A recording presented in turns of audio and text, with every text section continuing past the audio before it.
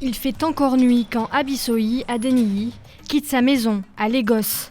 En se faufilant entre les voitures et les minibus, elle atteint l'arrêt de bus au lever du soleil.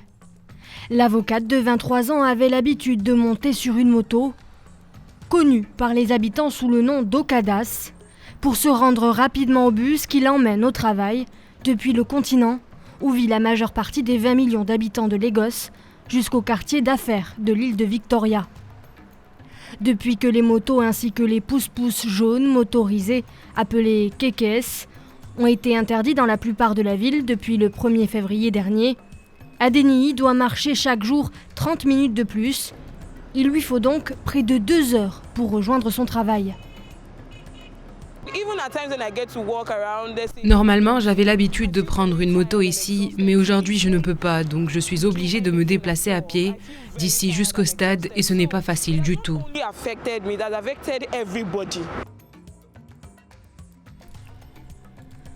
C'est pour des raisons de sécurité que le gouverneur de l'État de Lagos, Babajide Sanwo-Olu, a interdit les Okadas et les pousse-pousse motorisés.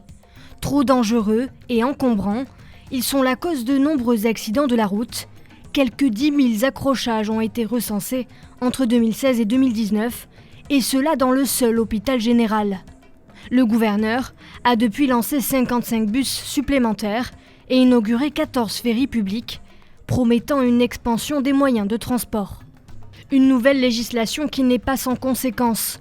Files d'attente interminables pour avoir un bus, marées de piétons, embouteillages monstres. Se déplacer dans la ville est un vrai parcours du combattant. Parmi les centaines de milliers d'anciens passagers des 2 roues estimés, nombreux sont ceux qui espèrent que l'interdiction sera annulée. 14 bateaux modernes ont été mis à l'eau pour faciliter le transport et la circulation. Le plus grand bateau peut transporter 60 passagers. Le ferry est pratique et la moto est dangereuse, c'est un fait. Mais pour aller d'une ville à l'autre, nous avons besoin d'avoir une moto. Depuis que nous avons déployé nos 14 bateaux sur les voies navigables de l'État de Lagos, nous avons constaté une augmentation de 300% par rapport à nos prévisions en termes de fréquentation par les navigateurs. Depuis l'interdiction des motos en ville et des pousse-pousse, les Lagosiens en situation de handicap protestent également.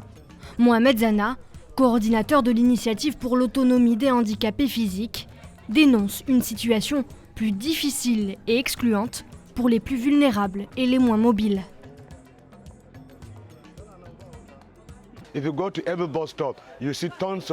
Si vous allez à un arrêt de bus, vous voyez des tonnes de personnes rassemblées en attendant le bus.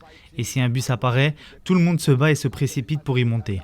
Aucun organisme ne considère les personnes handicapées et personne ne les laisse passer en priorité. C'est chacun pour soi. À moto ou en transport public, peu importe. Les personnes vivant en banlieue aspirent à plus de confort et de facilité dans leurs déplacements.